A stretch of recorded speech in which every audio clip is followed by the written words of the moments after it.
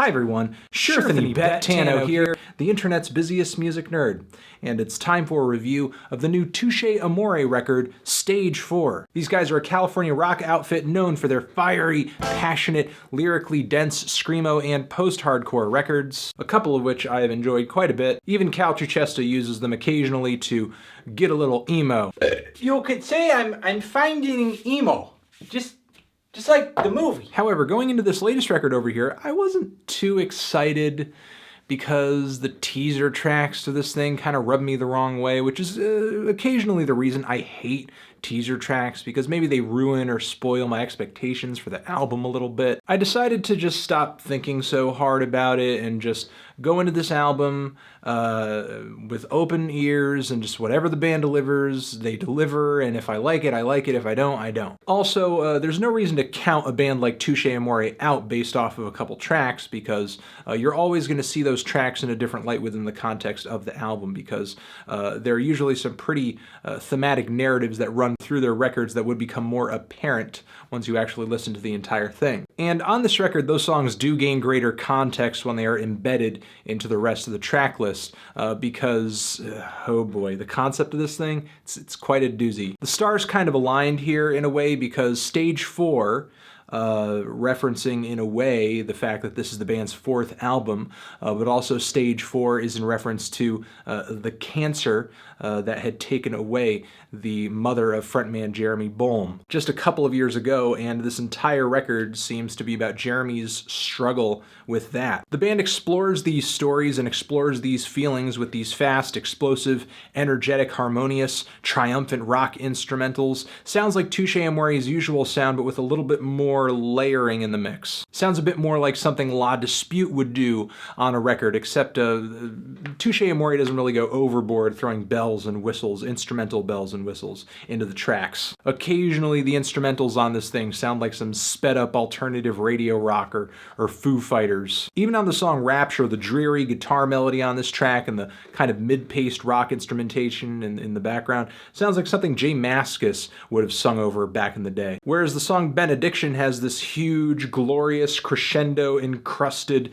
instrumental that sounds like something out of like the 2000s Explosions in the Sky type post-rock era. And some of the almost spoken narrative lead vocals that run throughout numerous parts of the track fit the song pretty well. The song Skyscraper, a track that I originally did not like at all, I enjoy again a little bit more as the closer to this entire record. It's kind of a chilling finish, especially given the more melodic vocals on this track, the more ethereal guitars, the huge crescendo at the end, and then a voicemail message that sounds like it's from Jeremy's mother, a message that earlier in the record that he alludes to, saying that he is afraid to listen to the last message that she sent to him on his voicemail because just his emotions surrounding her death are so intense and hard to bear. The band continues to incorporate some new things, like on the track Palm Dreams, which features these melodic chorus vocals singing "On My Own," which in my opinion are a little dull in the mix. Like, they are super quiet and just don't really fare all that well against the instrumentation. These vocals feel more like a placeholder than they do a legitimate hook. The vocals are almost inconsequential in a way, because they just don't carry that much weight in the mix against Jeremy's intense and passionate shouts and the bright guitars and the driving drums and bass. And I feel somewhat the same about the song Skyscraper too. I think those lead sung vocals could have been a little higher in the mix, could have been a little more prominent, could have been a little more passionate. I don't understand why it is that only Jeremy's shouted vocals deserve such a clear placement in the mix, but no other vocal on the record does. Still though, I will say this is Touché Amoré's most instrumentally and musically diverse record yet, and it only required a bit of tweaking in order to make this happen. You know, the band really doesn't feel like they've stretched themselves too thin anywhere or pushed themselves into an area where they're not playing to their strengths. I actually think the band could have taken things a little bit further, because on cuts such as 8 Seconds and Softer Spoken, the instrumental vibes on these songs barely stand out against the rest of the tracks, which feel almost identical in a way. These songs to me would just be completely forgettable if not for the fact that the lyrics on these songs were absolutely stunning. And the lyrics on this record, given the topic at hand, are painfully sad. Honestly, some of them are kind of hard to read and will certainly hit close to home for anybody who has ever lost someone really close to them, a loved one, especially somebody who is older than you and has had an incredible influence on your life. On the opening track, we have Jeremy facing down his mother, essentially on her deathbed, singing that, "I apologize for the grief. When you talk about belief, I didn't know just what to say while watching you wither away," struggling not only with her death, but with her, I guess, holding on to her faith as she's dying and not knowing exactly how to deal with that, feeling almost like kind of disillusioned by religion and faith in a way toward the beginning of the album. Later on the track, we see Jeremy describing the tension in the situation that kind of kept him from handling this death, this situation in the way that he wished he could have, you know, sort of pacing and not being able to stay in the room.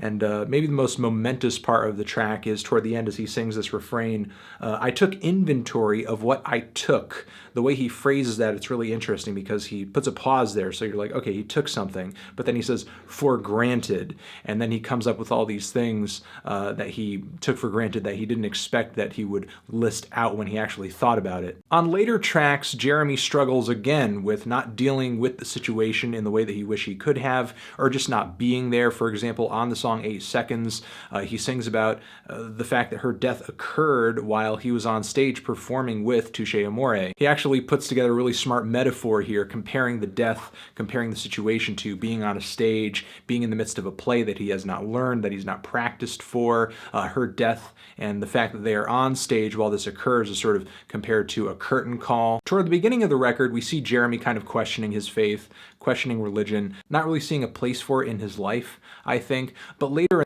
he gets almost spiritual in a way as he sings about walking away unscathed from a car crash and attributing that to his mother looking out for him. Jeremy sees his faith and sees religion as a way of kind of keeping in touch with his mother or saving something about their relationship. And he boldly acknowledges that this is in fact the case, that he and many others who deal with similar situations of loss kind of clutch on to religion, clutch on to faith as a bit of a safety blanket. He specifically talks about this on the track Posing Holy. And that really kind of sums it up for all of the lyrical narratives and emotions explored throughout this record. This is actually a really interesting and cathartic and emotionally powerful album, not just in the screamo or emo genre or post-hardcore genre, but just in general. I think this is one of the band's best, if not the best, of their 4 records so far. It's not as instrumentally one-dimensional as some of their previous records have tended to be. I think the lyrics and the very clear themes and narrative that run throughout the entire album not only keep the record interesting, but also very tight and focused. There are a couple tracks I wish were longer, like 8 Seconds, a couple tracks that I wish ventured out instrumentally a little bit more.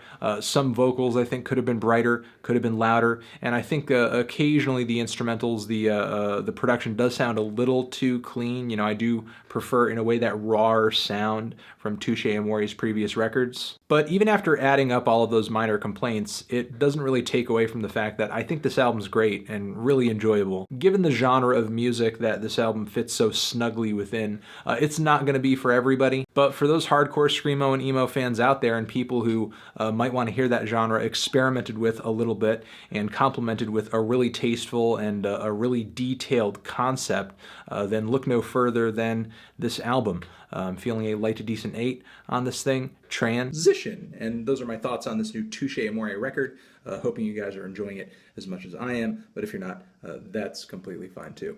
All right, what did you think of this record? If you gave it a listen, did you love it? Did you hate it? Why? What do you think I should review next? And that's it. Anthony Fantano, Touché Amoré forever.